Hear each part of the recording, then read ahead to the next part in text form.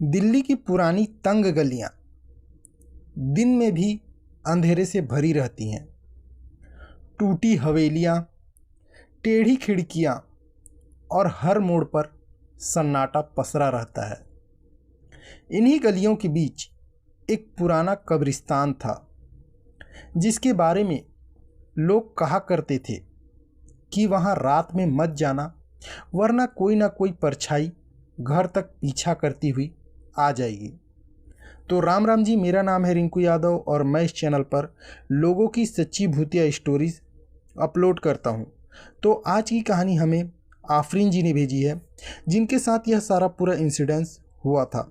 और guys, video start करने से पहले आप लोग दोनों कानों में हेडफोन लगा लीजिए, आंखें बंद कर लीजिए और इस कहानी को फील कीजिए।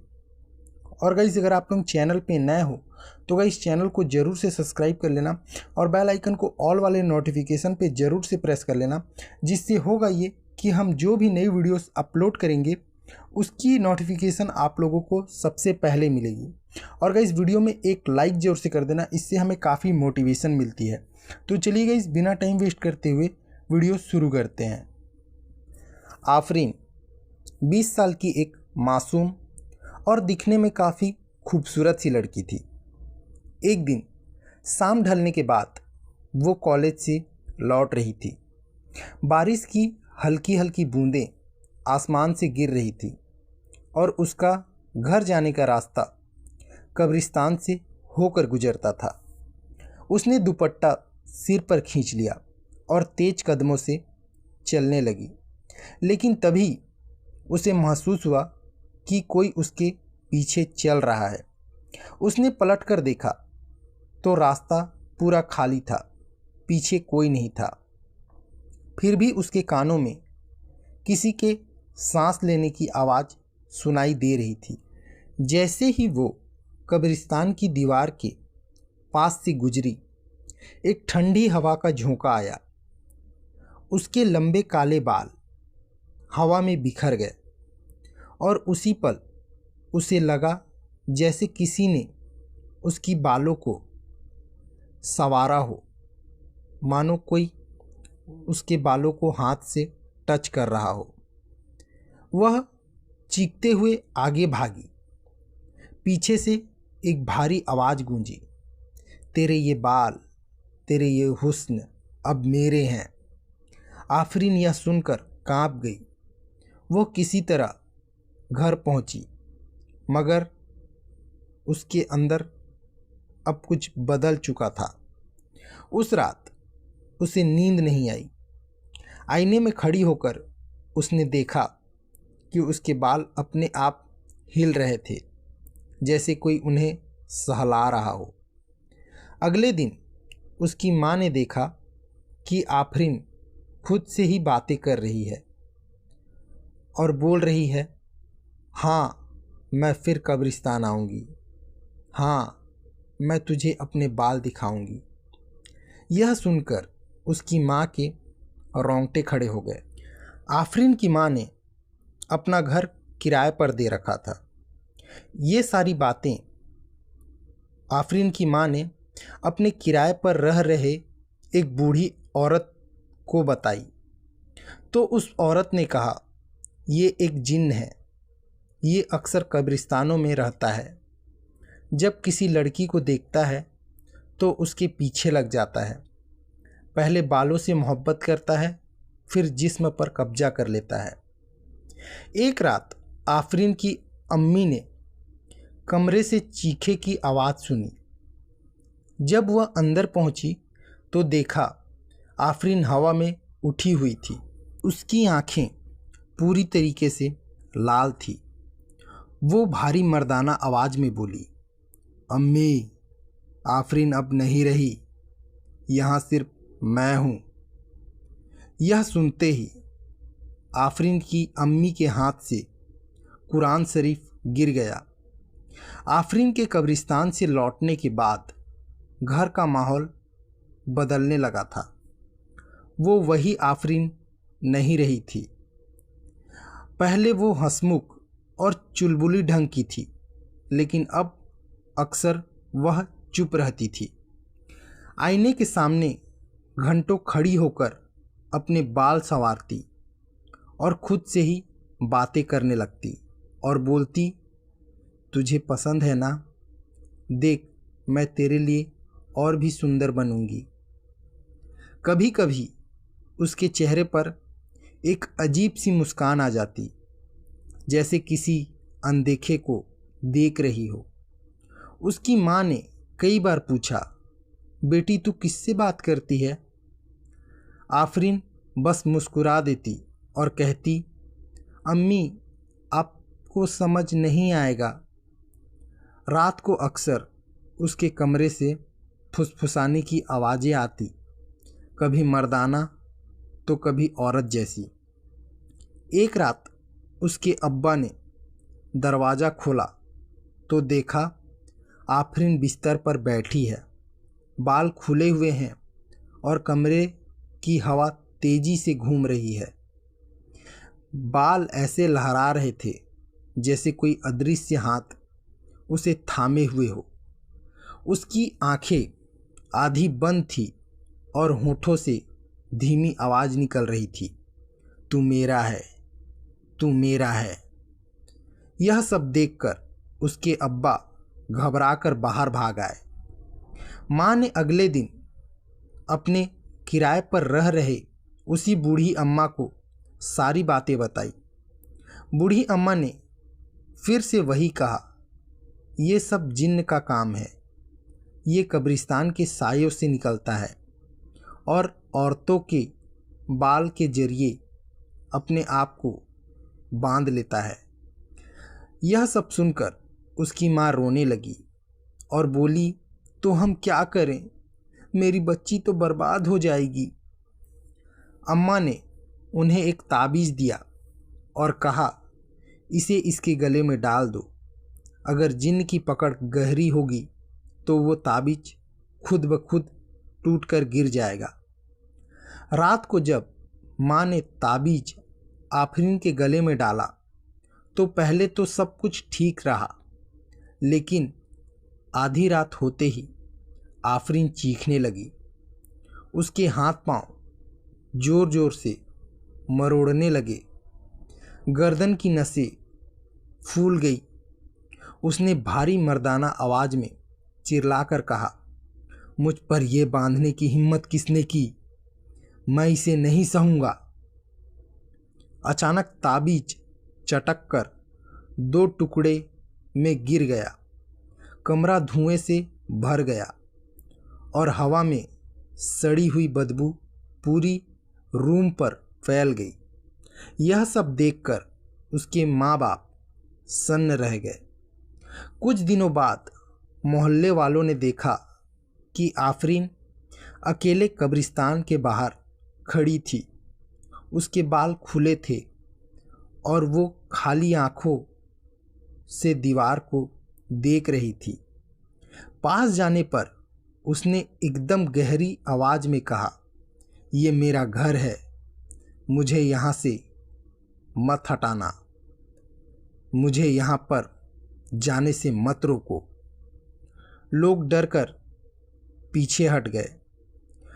अब घर का हर कोना डर से भर गया था। रात को दरवाजे अपने आप खुल जाते, बर्तन भी अपने जगह से गिर जाते और कभी कभी दीवारों पर खून जैसा निशान उभर आता। अब तक सबको समझ आ गया था कि आफरीन पर जिन्न पूरी तरीके से हावी हो चुका है। अब आफरीन पहले जैसे बिल्कुल नहीं रही थी। उसकी हंसी पूरी तरीके से गायब हो चुकी थी।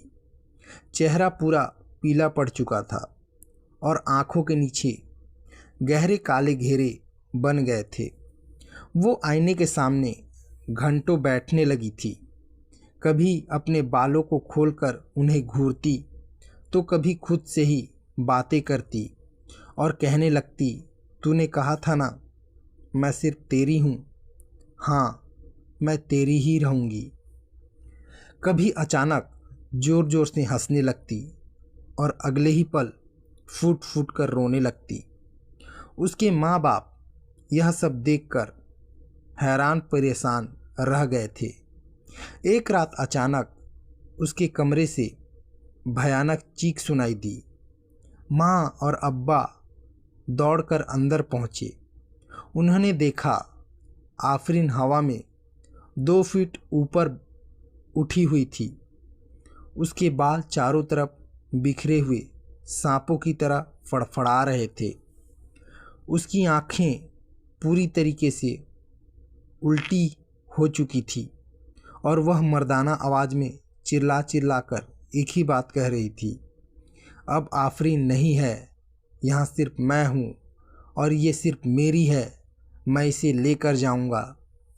यह सब सुनकर उसकी अम्मी डर से रोने लगी और कुरान उठाने लगी, लेकिन जैसे ही वो आयत पढ़ना शुरू की, आफरीन ने भयानक हंसी हंसते हुए कुरान उसके हाथ से झटक दिया। दीवार पर जोरदार धमाका हुआ और कमरे में खून के छींटे फैल गए। धीरे धीरे ये बातें पूरे मोहल्ले पर फैल गई। लोग आफरीन के घर से दूर रहने लगे। रात को उस घर से औरत की नहीं, मर्द की आवाज़ आती थी। यह बच्चे कहते थे। कभी पड़ोसी सुनते कि आधी रात को कोई आफरीन के कमरे से निकल रहा होता और कोई चल रहा होता, कोई काली परछाई जिसे लोग नहीं देख पाते, लेकिन खिड़की से देखा तो आफरीन बिस्तर पर सो ही रही होती है। अम्मी अब्बा उसे बचाने की अब पूरी तरीके से ठान चुके थे। उन्होंने पास की ही एक मस्जिद से एक मौलवी को बुलाया। मौलवी ने घर में आते ही कहा, इस घर में बहुत गहरा साया है। ये कोई साधारण जिन नहीं है, बल्कि एक खौफनाक जिन है। ये लड़की से मोहब्बत करता है, लेकिन ये मोहब्बत इंसानी नहीं, शैतानी है।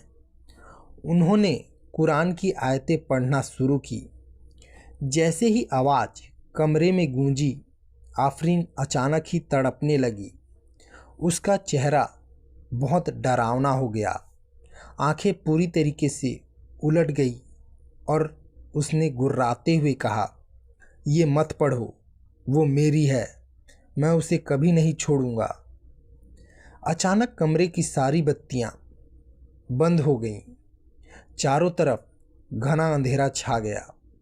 उस अंधेरे में एक काला धुआं उभर कर दीवार पर चिपक गया। उस धुएं में एक चेहरा साफ दिखने लगा। लंबे बाल, बड़ी बड़ी आँखें और खून टपकते हुए दांत। वो चेहरा दहाड़ कर बोला, आफरीन अब मेरी है। अगर किसी ने उसे मेरे से छुड़ाने की या दूर करने की कोशिश की तो मैं उसे जलाकर राख कर दूंगा। मौलवी ने आयत और जोर जोर से पढ़ी। कमरा पूरी तरीके से हिलने लगा। दीवारें पर दरार आने लगी। आफरीन जोर जोर से चीख रही थी। उसकी चीखें इतनी दर्दनाक थी कि पूरे मोहल्ले के लोग घरों से बाहर निकल आए।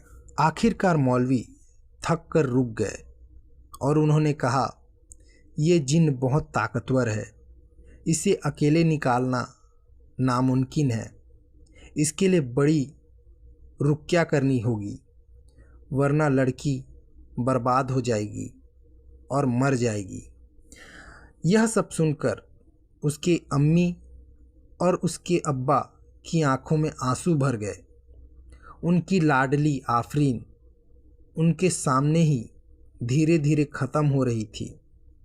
पहली कोशिश तो नाकाम होने के बाद आफरीन के माँ बाप बिल्कुल ही टूट चुके थे। मौलवी ने उन्हें समझाया और कहा, ये जिन्न कोई आम जिन्न नहीं है, बल्कि ये एक शैतानी जिन्न है। यह इंसानों की मोहब्बत से खींचता है और फिर उन्हें अपना बना लेता है। इसे भगाने के लिए बहुत बड़ी रुक़्या करनी होगी। मौलवी ने उन्हें एक बूढ़े आलिम का पता दिया जो दिल्ली की जामा मस्जिद के आसपास ही रहते थे। लोग कहते थे कि उनके पास ऐसे कई केस आए थे और उन्होंने अजीब अजीब सायों से लोगों को बचाया है और उन्हें राहत दिलाई है।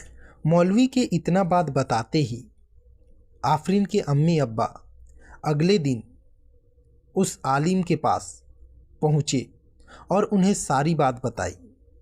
2 दिन बाद वो बूढ़े आलिम आफरीन के घर पहुँचे। उनका चेहरा शांत था, लेकिन आँखों में एक गजब का नूर था। उन्होंने आफरीन को देखा, जो बिस्तर पर शांत बैठी हुई थी। बाल खुले थे और आंखें पूरी तरीके से लाल। जैसे ही आलिम ने उसे देखा, आफरीन ठंडी हंसी हंस पड़ी और बोली, तुम सोचते हो मुझे निकाल दोगे? ये लड़की अब मेरी है, इसकी सांसों तक पर मेरा हक है। आलिम ने पूरे घर को धुलवाया, हर कमरे में नमाज पढ़ने का हुक्म दिया। उन्होंने दीवार पर आयतुल कुर्सी लिखी और घर के हर कोने में नमक और पानी रखा। रुक्या के लिए रात का समय चुना गया, क्योंकि जिन रात में सबसे ज़्यादा ताकतवर होता है और तभी उसका सामना करना पड़ता है। जैसे ही रुक्या शुरू हुई, घर के सारे बल्ब एक एक कर बुझने लगे। पूरा घर अंधेरे में डूब गया था, सिर्फ एक लालटेन जल रही थी। आफरीन अचानक ही कांपने लगी। उसके हाथ पांव अकड़ गए और आंखें उलट गई और वह गुर्राते हुए बोली, रोक दो ये सब, रोक दो, वरना तुम्हें और तुम्हारे खानदान को जला दूंगा।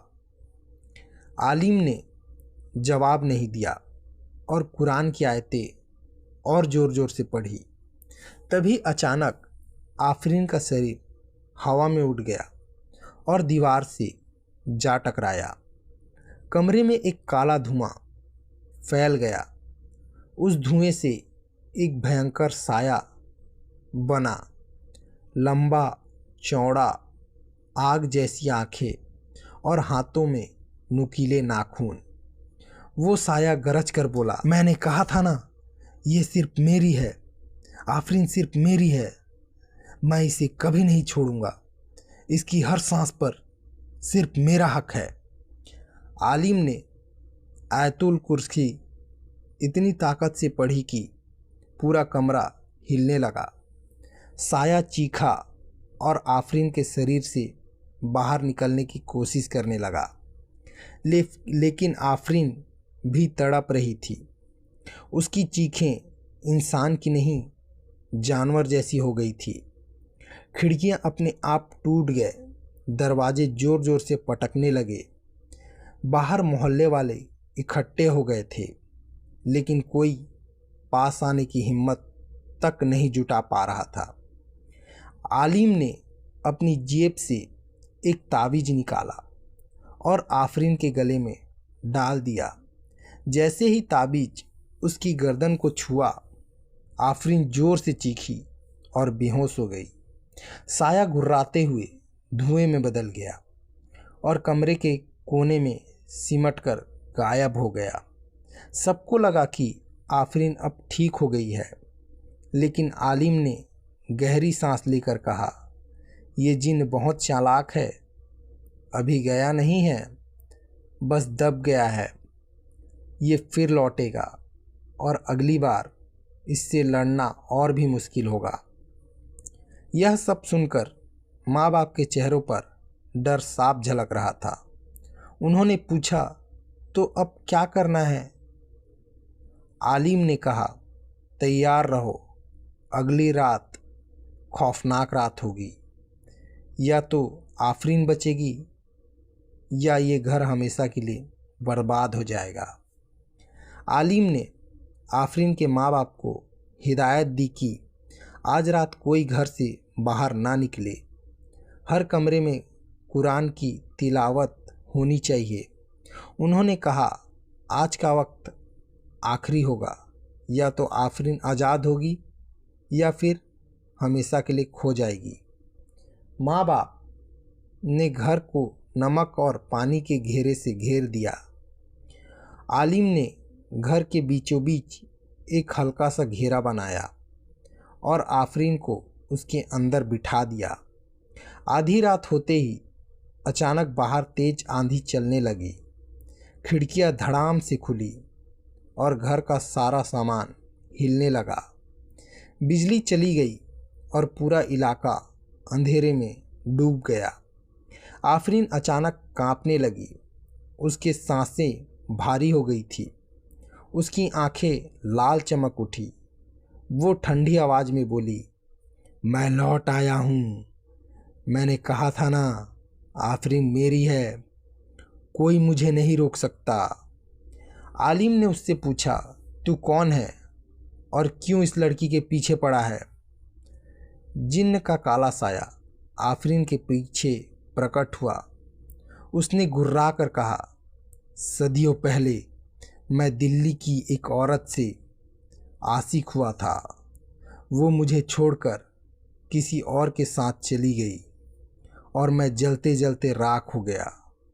उस दिन से मैंने कसम खाई कि जो भी लड़की खुले बालों के साथ मेरे इलाके से गुजरेगी उसे मैं अपना बना लूँगा। आफरीन उसी कसम का शिकार है। ये सुनकर आफरीन के माँ बाप काँप उठे। आलिम ने कुरान की तिलावत और तेज कर दी। पूरा घर गूंजने लगा। जिन ने आफरीन का शरीर हवा में उठाकर पटकना शुरू कर दिया। आफरीन की चीखें इतनी डरावनी थी कि पड़ोसी दूर से सुनकर दहशत में कांप उठे। आलिम ने ताबीज को पानी में डुबोकर आफरीन के चेहरे पर छिड़का।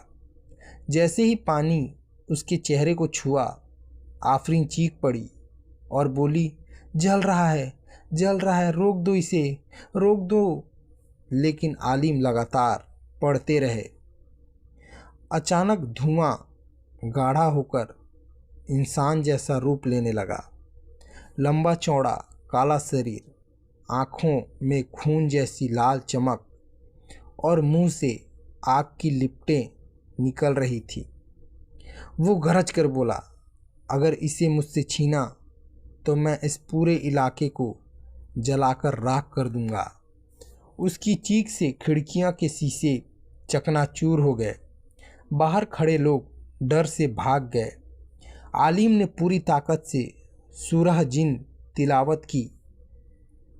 फर्श पूरी तरीके से कांप उठा।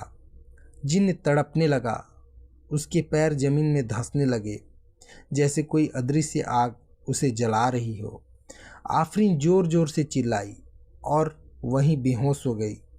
जीन ने आखिरी बार चीख मारकर कहा, ये जंग अभी ख़त्म नहीं हुई है, मैं फिर लौटूंगा। और वो काला धुआं जलकर राख में बदल गया।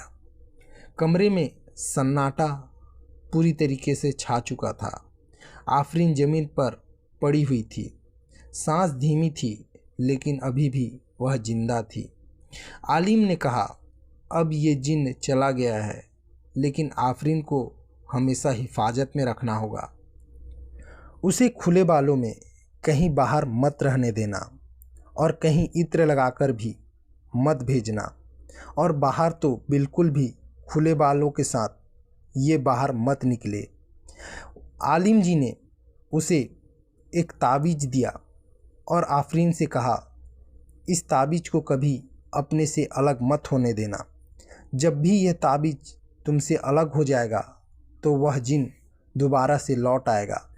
तब से लेकर अब तक आफरीन उस ताबीज़ को अपने गले पर पहने हुए है। वह उस दिन को सोचकर काफ़ी रोती है। माँ बाप की आंखों में आंसू थे। उन्होंने आलिम का शुक्र अदा किया था कि उनकी बेटी बच गई थी। तो गाइज़, आज की कहानी इतनी ही थी जो कि हमें आफरीन जी ने भेजी है। तो गाइज़, अगर आप लोगों के पास भी कोई ऐसी स्टोरी है तो गाइज़ आप लोग मुझे भेज सकते हो। डिस्क्रिप्शन में मैंने इंस्टा आईडी का लिंक दे रखा है, वहाँ से आप लोग मुझे कांटेक्ट करके भेज सकते हो। तो गाइज़ मिलते हैं इसी प्रकार की सच्ची स्टोरी के साथ किसी नए टॉपिक में, नए स्टोरी में। तब तक के लिए राम राम जी, जय सूर्य नारायण।